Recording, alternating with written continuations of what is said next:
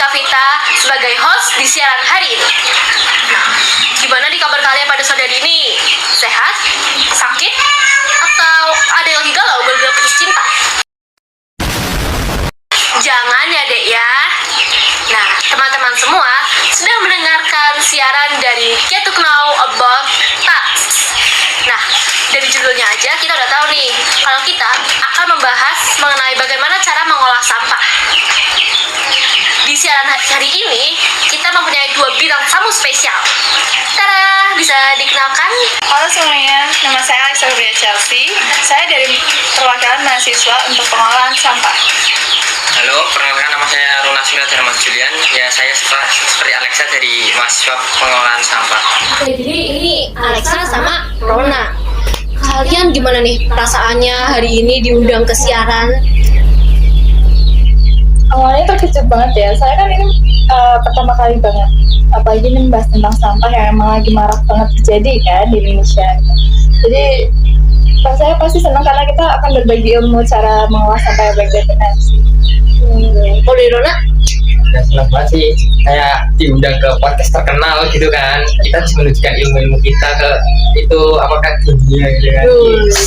Kacau ya. Nah, menurut dari kalian berdua nih tentang masalah sampah-sampah yang menumpuk di berbagai kabupaten, terkhususnya di Pemalang. Menurut kalian itu salah dari pihak pemerintah atau dari pihak masyarakatnya? Menurut aku mungkin dari pihak masyarakat juga salah, karena mau gimana juga dari pihak masyarakat harus bisa mengolah sampah dengan baik. Kayak apa sih sampah yang perlu diolah, mana sampah yang langsung bisa dibuang. Kayak misalnya sampah organik itu kan bisa dibuang atau bisa dijadiin ekoenzim iya, jadi dan kayak lain-lain. dipisah gitu ya. Kalau dicampur kan jadi aduh, ini harusnya bisa terlebur, tapi karena ada campuran plastik dan lain-lain kan jadinya susah kan. Jadinya mungkin dari masyarakat kurang edukasi, apalagi sedari kecil juga anak-anak belum tentu diajarkan hal untuk memilah sampah kan. Iya, iya. Menurut saya itu karena masyarakat. Jadi kita harus membenahi dari mindset warganya dulu. Benar. Gitu. Tapi kalau misalnya pemerintah udah ngasih sarana yang bagus tapi masyarakat tetap jelek ya sama aja. Ngeyel gitu ya. Benar. Kalau dari Rona gimana? Kalau menurut saya sih salah pemerintah, karena pemerintah itu sepertinya itu memandang sekali tentang masalah sampah ini. Buktinya tidak ada regulasi yang mengatur dengan tegas bahwa sampah ini perlu dipisah. Mungkin juga kesadaran masyarakat memang di Indonesia masih kurang. Tapi pemerintah juga memberikan sosialisasi yang hanya masuk di telinga sebentar saja, tidak masuk di otak, tidak tertanam di benak masyarakat.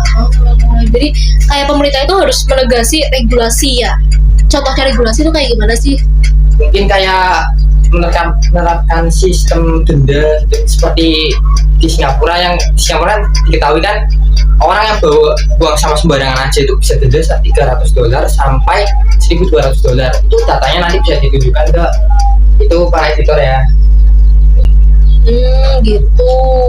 Jadi dari pihak pemerintah maupun dari warganya itu juga harus sama-sama punya mindset yang terbuka ya, bagaimana kayak seberapa bahayanya kalau sampah itu menumpuk gitu ya.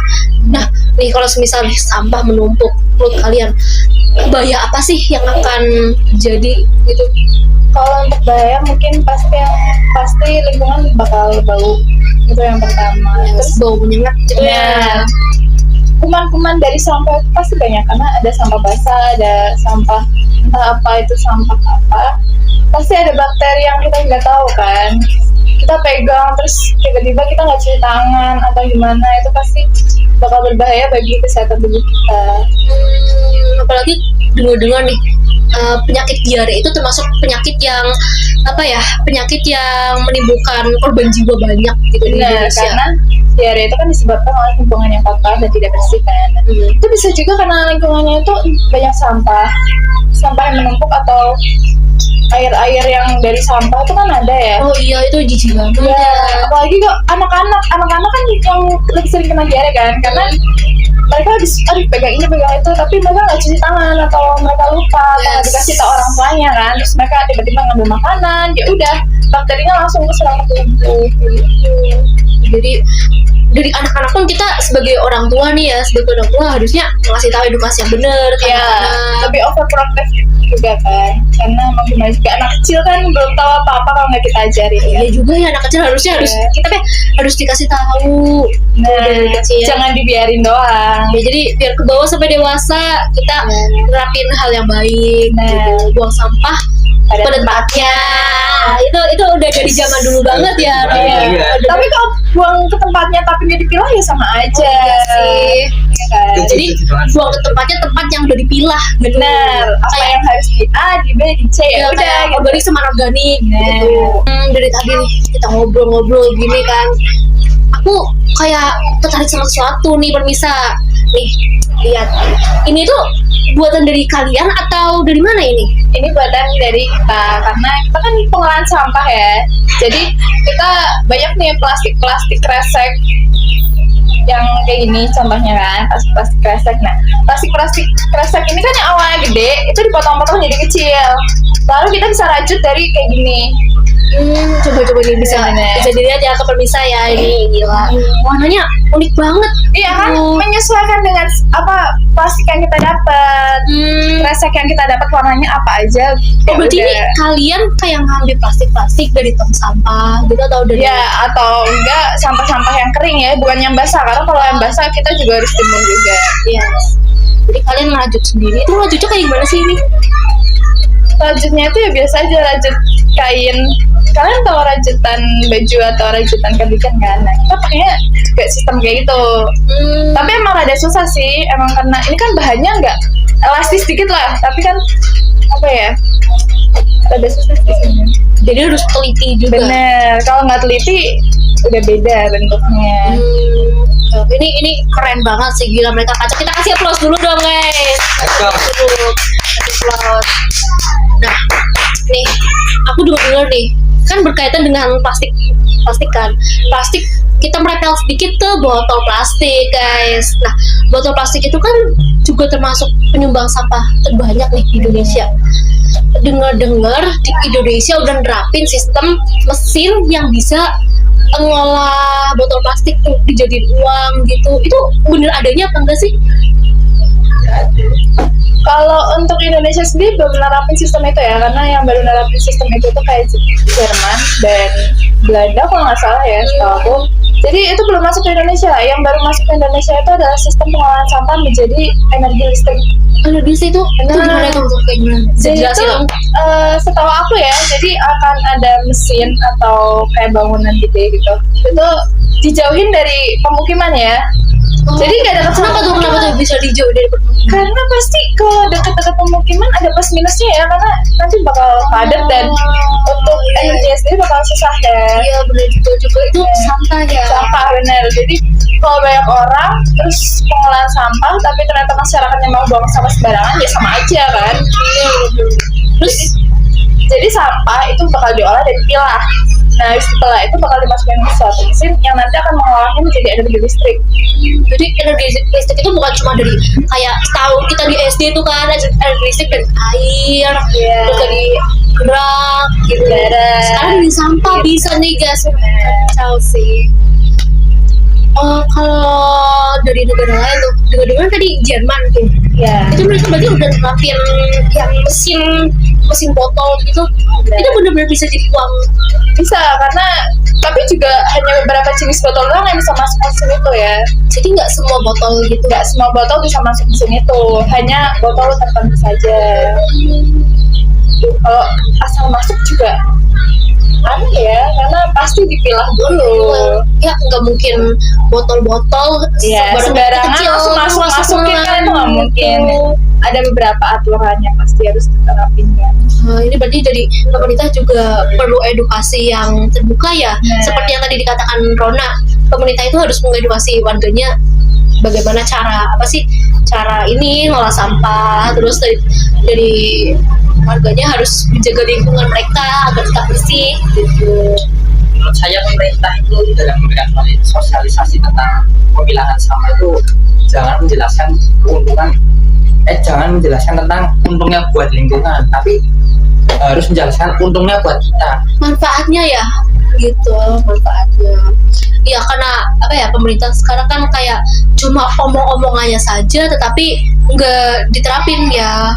Kayak di Indonesia itu katanya ya, dengar saya juga nih, ada pemerintah ngasih peraturan yang dimana warganya buang sampah sembarangan tapi nggak mau sembarangan tapi didenda nih. Itu juga nggak terlaksana ya. Kayak pemerintah kasih peraturan tuh buat ke warganya, warga yang buang sampah sembarangan bakal kena denda seperkian rupiah gitu. Kalau itu sih bukan langsung dari pemerintah sih, tapi kayak kesepakatan warga setempat aja gitu. Bahwa kalau yang membuang sampah sembarangan ditendang 5.000 itu masih bukan pemerintah yang mengawasi, tapi hanya warga setempat. Jadi menurut saya itu masih kurang efektif. Tapi dengan hal itu saya melihat bahwa kesadaran masyarakat di Indonesia itu ada, masih bisa ditingkatkan. Jadi kita juga harus menggerakkan ya, kayak mahasiswa kayak kalian ini juga menggerakkan masyarakat, mendorong gitu agar agar lebih peduli, lebih care sama bumi kita, sama lingkungan kita gitu. Oh iya nih teman-teman, tadi kan disinggung ya sama mereka nih tentang TLSTA. Bisa dijelasin nih sistemnya kayak gimana? Kepo kita. Bagus banget tuh pertanyaannya. Jadi itu termochemical itu tuh tadi sampah-sampah itu akan dikumpulkan di suatu bahan gitu yang terbuat dari konslet. Nah, pada saat mereka dikumpulkan, mereka itu akan dipanaskan di sekitar suhu 9.500 derajat Celcius. Panas banget itu ya. Panas sekali. Tujuannya dari dipanaskannya sampah-sampah itu supaya bisa menjadi, ya tahu lah kalau dipanaskan bukan jadi api. Yes. Nah, api itu nanti akan bisa menjadi tenaga untuk membangkitkan energi listrik. Tujuan dari dibakarnya dengan suhu tinggi itu pun supaya tidak ada limbah-limbah yang atau polusi-polusi atau residu yang berbahaya di lingkungan. Tapi PLTSA ini tuh punya keuntungan juga, tapi juga punya kelebihan. Keuntungannya ya tentu aja ramah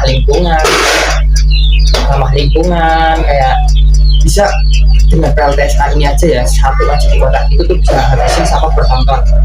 Tapi kekurangannya itu tuh malah juga ngasilin limbah lagi yang namanya limbah selang. Nah ini nih minumannya baru datang. Yes. Dibagi gelasnya gitu. Minum dulu ya guys ya, karena kita itu haus dari ngobrol terus ya nggak Ya, guys? tadi ngomong terus santai. Iya. Semuanya dong. Semuanya dong Rona. Aduh masa minum duluan sih, parah banget jadi. Mandiri dong. Mandiri. Udah anak kampus masa nggak mandiri. Iya sih. Ya benar ya lagi. Oke, thank you. Saya stop. Dadah, selesai. Kita review nggak sih ininya? Ini Harus review. terus di review. Review aja. Coba ini kuat nggak nih? Coba ditarik ya. Satu, dua, Mana tiga. aja. Ya harus Wah, kuat, kuat, elastis. elastis ini. Elastis. Gak elastis dong, kalau elastis Oh iya ya, aduh, maaf, gimana sih? saya dulu samanya remedi. Gak kaget sih, aduh jadi nggak bisa berdiri tegak. Mana ya? Kalau di tidurin aja nggak apa-apa, bisa, dia bener. udah lelah, dia butuh tidur. Ya lah. Nah nih lanjut nih, tadi kan PLSTA kan, udah sistemnya nih. Tadi itu seingat aku disinggung juga mengenai regulasi dari pemerintah. Itu gimana tuh regulasinya? Tadi tuh udah sempat dijelasin tapi masih bingung nih aku nih. Sebenarnya itu ada dua. Yang pertama itu Singapura, yang kedua Indonesia. Apa yang kerasa bahasa nih? Biar para pendengar di rumah. Korea Selatan, Singapura. Yang mana dulu nih? Yang mana dulu? Mana ya? Singapura dulu aja deh. Kalau Singapura itu mereka itu menetapkan regulasi yang ini tegas nih, minta ampun. Mereka orang-orang masyarakat yang buang sampah sembarangan ini bisa kena denda $300 sampai $1.200. Itu jutaan men. Itu tuh udah belasan itu. Coba orang yang membuang sampah jadi gitu. Nah, ini nih, para pemirsa di rumah nih. Gimana tuh kalau kalian kena denda sama pemerintah segitu gedenya? Apakah masih berani buat buang sampah sembarangan? Selain itu ya, effortnya pemerintah Singapura, setiap tempat itu dipasangin CCTV khusus untuk buat mantau orang buang sampah. Ketat banget. Ketat banget bro. Tapi nggak salah juga sih, soalnya Singapura itu kan negara kecil ya.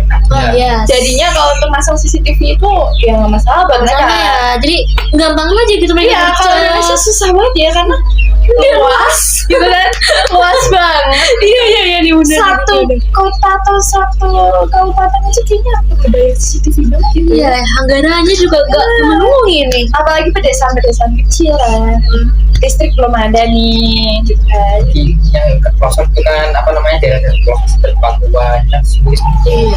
Jangan Papua, kampung-kampung di Pulau Jawa aja belum tentu tuh ada. Oke, lanjut aja dari Singapura. Singapura. Oh, Singapura sih itu sih yang saya tahu. Tapi kalau di Korea ini agak unik. Apa unik? Uniknya kenapa tuh? Mereka itu menetapkan sistem yang namanya pay as you throw.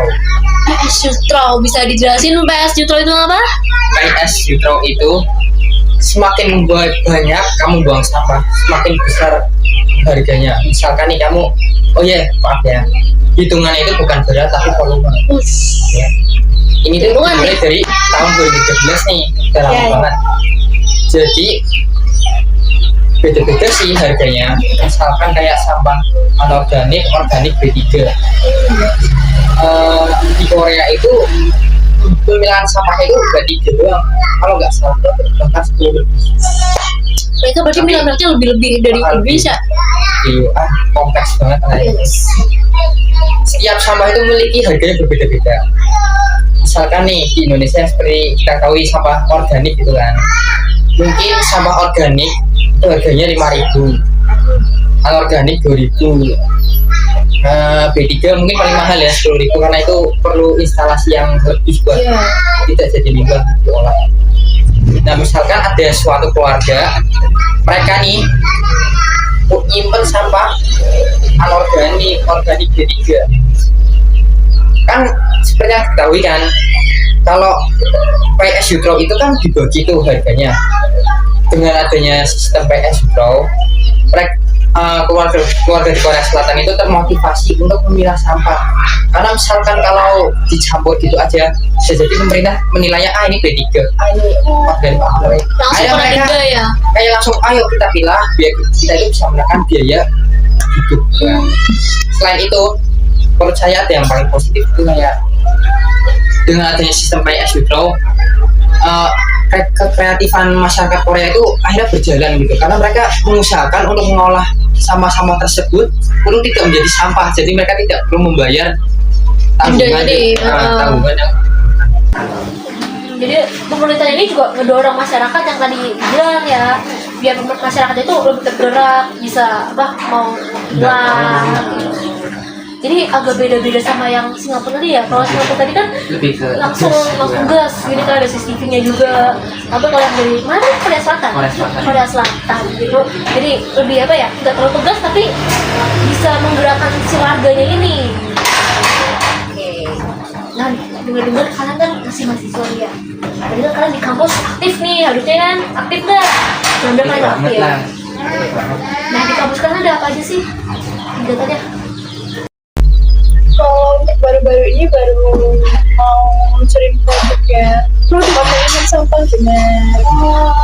Jadi teknologi baru setelah sampah yang basah sama yang kering itu baru kita jalankan. Tapi baru pembuatan produk ya, belum ke Tahap selanjutnya yang ya belum tahap untuk apa namanya?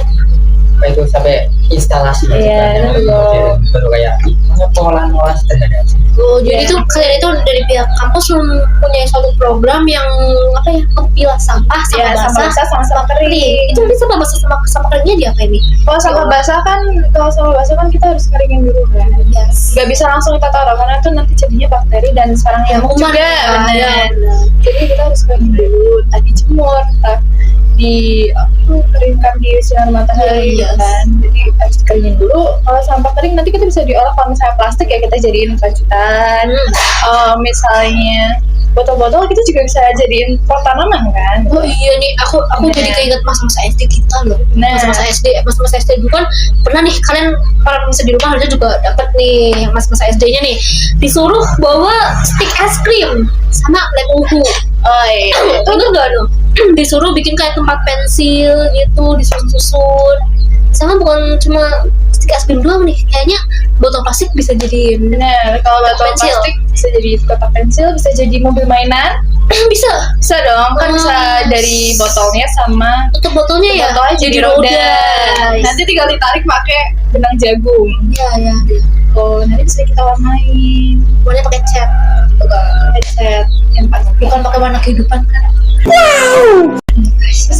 Sakit banget ya. Oke. Nah, jadi kan habis kita bahas yang teknologi sampah bersih sama keringat.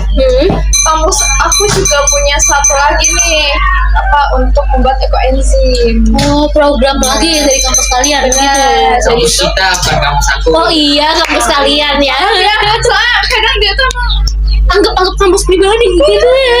Gak apa-apa, amin karena aja. paling banyak bekerja kan. Amin aja bisa bangun kampus nanti. Nah, sampah untuk sampah gitu. Iya, Untuk pengolahan sampah.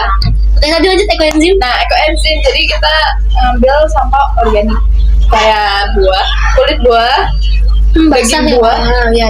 terus sisa-sisa sayuran, terus nanti tinggal dicampur gula sama air, terus nanti kita endapin. Endapin itu berarti kayak Jadi sesuatu. kita apa tuh namanya? Kita tutup terus kita diemin gitu loh. Iya, sama iya. beberapa hari baru nanti setelah itu baru bisa kita kasih ke Alam. sungai atau air yang kotor. Jadi itu yang dinamain ekoenzim. Benar. Masih bahan-bahannya lumayan gampang dicari di sekitar kampus juga kan. Apalagi Jadi- sampah basah itu banyak ya ditemuin di Benar. mana-mana. Sampah organik itu paling banyak kan, karena dari tumbuhan juga, jadi lebih gampang dicari lah.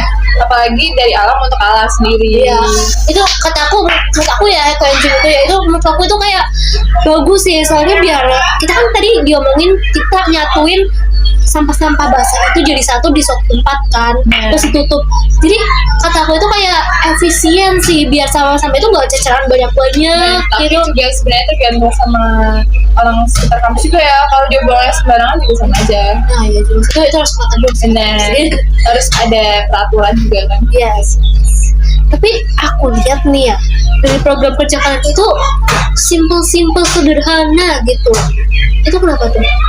Sebenarnya tujuannya itu kan kita itu kan memotivasi masyarakat untuk ikut berpartisipasi ya dalam kegiatan kami. Oh jadi nggak Sederhana supaya mereka itu bisa atau mampu untuk ikut. jadi kalian itu bukan yang buat program besar-besaran tuh program yang besar-besaran terus nanti masyarakatnya entah mereka bisa mencerna informasinya apa enggak gitu. Program-program besar mungkin ada malah Ada. tapi khusus untuk kami saja yang di berkebun di kampus-kampus anda. Kalau yang masyarakat yang sederhana. Masalah lagi dong, apa jauh-jauh banget nih. Kayaknya mulai anti-anti nih. Hati-hati sampah gitu ya. Jadi sampah gitu ya. Dibuang kayak sampah. Benar. Jangan bilang beban keluarga nih.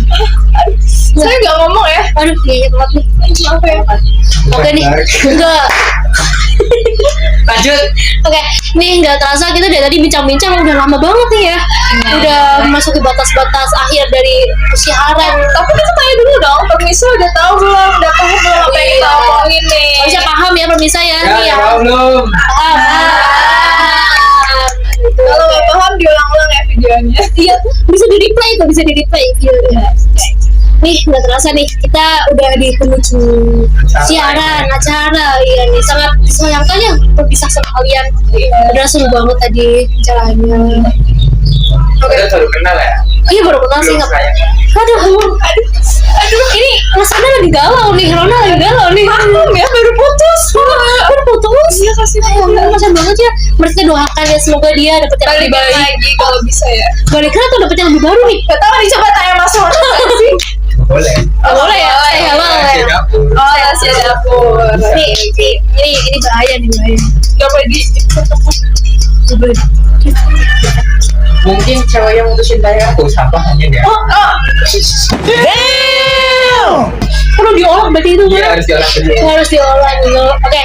Jadi kita sama-sama mengatakan undur diri pamit sama pemirsa di rumah gitu ya. Oke. Jadi Baik, terima kasih kepada para teman-teman dari rumah yang sudah mendengar siaran kita pada hari ini. Oke, jadi akhir kata kita katakan